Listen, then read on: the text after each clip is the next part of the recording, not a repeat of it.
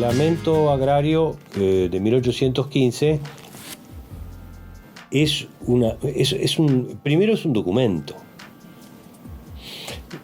que está en el Museo Histórico Nacional, que lo puede ver cualquiera, lo puede leer en su versión original, que fue conocido en su versión íntegra muy tarde en el Uruguay. Uno cree que la resolución de Artigas en 1815 fue públicamente conocida, reconocida y valorada en su tiempo. Y no fue así. El reglamento fue publicado íntegro, completo, recién hacia la década de 1880. Recién allí fue íntegramente conocido. Y entre la vida de Artigas en la Revolución y su muerte en 1850 y 30 años posteriores fue algo desconocido, desdeñado, minimizado en su proyección, en su importancia. Es decir, de alguna forma la historiografía uruguaya redescubrió primero el documento, lo puso en su contexto, le hizo una valoración y luego las sucesivas generaciones, tanto de historiadores como de la política, porque esto es una cosa muy política, le fueron dando al reglamento una carga y un significado que tenía y a veces que no tenía. Pero eso es lo que solemos hacer con el pasado, ¿verdad? Lo reconstruimos, tratamos de seguir su huella, lo exageramos, lo estilizamos, lo hacemos portador de valores. Y el reglamento, por eso mismo, es un documento político que contiene aspectos sociales, económicos, productivos, una visión bastante bien integral de lo que es un proceso de transformación vinculado fundamentalmente a lo rural, ¿no? Ahí está el proceso de distribución de tierras en los sectores más vulnerables, la cartera de tierra sale de los sectores más pudientes, ¿no? Para ser distribuidos a los sectores más vulnerables. Ahí está el enfoque de igualdad entre hombres y mujeres a través de las viudas pobres. Ahí está también las obligaciones que asumen los beneficiarios de este proceso y las obligaciones que asumen para con el gobierno artiguista, pero las obligaciones que asumen para con la sociedad. En el propio reglamento de tierra está el enfoque de que la tierra es un bien social que está destinado a las mejores condiciones de vida de la población en su conjunto y que los usufructuarios tienen que trabajar para su felicidad individual, pero también para propender a la felicidad de la provincia. Trasciende totalmente el enfoque individual, sino que está pensado con un enfoque de lo colectivo como eje fundamental de transformación de la sociedad. ¿Verdad? El reglamento agrario es dos cosas a la vez, por lo menos. Uno es una reforma económica propia de la revolución, pero también una apuesta a la política de la revolución, ¿no? Una forma de mantener o hacer que la revolución sobreviva. Cuando Artigas propone distribuir la tierra, lo hace con un criterio tanto económico, productivista, vinculado al incremento de la producción, como político.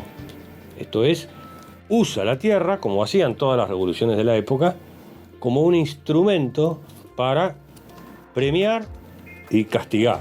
Premiar a quienes están en la revolución, están con la revolución. Y castigar a los que llamaban en el propio texto del reglamento los malos europeos y peores americanos, que eran aquellos que formaban parte del bando, digamos, contrarrevolucionario.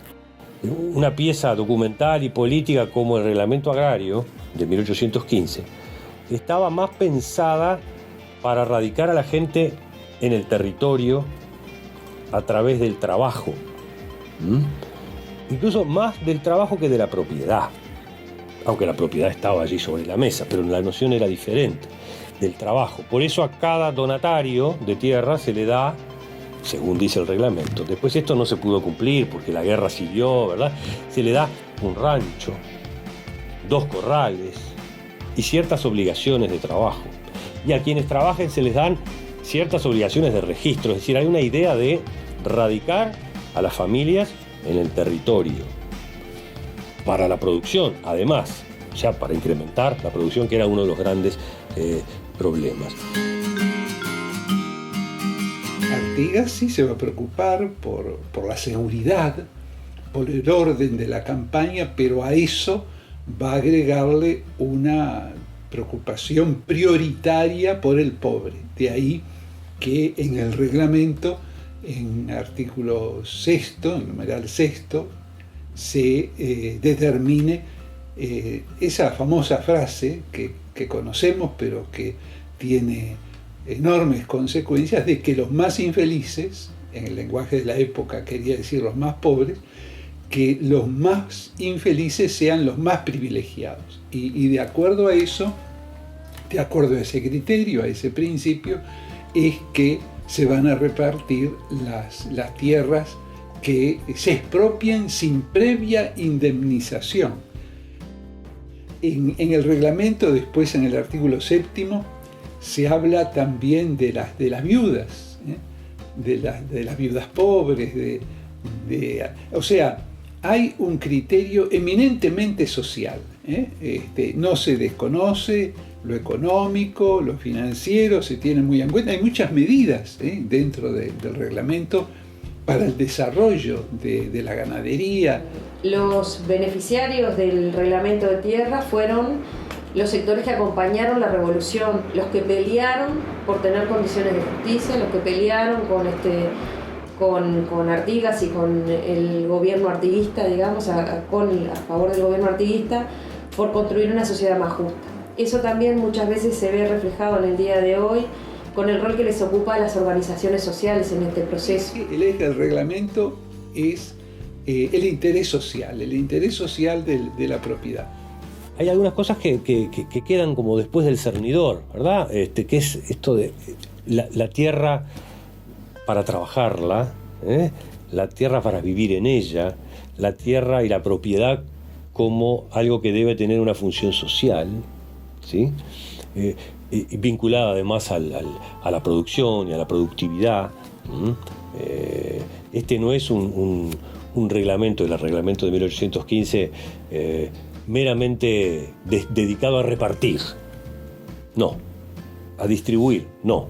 Está pensando después no le dio el tiempo, en la producción y en el afincamiento de la gente en el territorio. Hay muchas similitudes con la época actual, ¿no? Donde existen un conjunto de organizaciones sociales que reivindican la producción familiar desde un espacio desde la generación de políticas públicas, del acceso a la tierra, del acceso a los servicios, del acceso a la educación. Y bueno, también eso muchas veces nos hace sentir como latinoamericanos, digamos, el enfoque de que la construcción de nuestra sociedad actual y de nuestras luchas y del proceso histórico también tiene antecedentes históricos de muchos años. En el caso nuestro está bien reflejado en un documento de hace 200 años, pero en realidad es una construcción que Latinoamérica también ha llevado adelante, digamos, que nuestras raíces ideológicas en lo que tiene que ver con la producción familiar, la distribución de riqueza, el acceso a la tierra, la visión de la tierra como un recurso estratégico y como un bien social para el beneficio de toda la sociedad, también están reflejados en las luchas históricas de nuestros pueblos y que hoy están reflejados en algunas instituciones que llevan adelante una política pública, pero sobre todo capaz que tienen que estar muy presentes las organizaciones sociales que son las que mueven también, las que mueven y las que dan condiciones para que estas políticas públicas se escriban, se desarrollen y se lleven adelante con mejor resultado. El reglamento asocia, y esto me parece que es muy interesante en función de lo que tú preguntabas, asocia la propiedad al trabajo. No reconoce una propiedad que no se trabaje. Y allí tanto es así que el reglamento, que es tan generoso en repartir esta tierra, ¿no? que estaba en general en manos de los terratenientes, también va a poner como exigencia para quienes la reciban que la trabajen. Está planteado en el propio reglamento la función social de la tierra, en el entendido de que permite el acceso a los sectores más vulnerables para el uso y disfrute de esa tierra, pero no así para la propiedad de la misma, ¿no?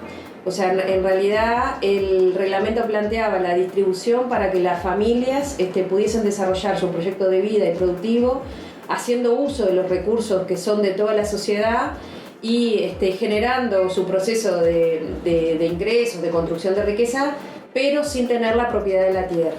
Ese mismo espíritu está reflejado en la Ley de Colonización del Instituto de Colonización de 1948, que entrega hoy la tierra a los productores familiares y asalariados rurales exclusivamente en arrendamiento.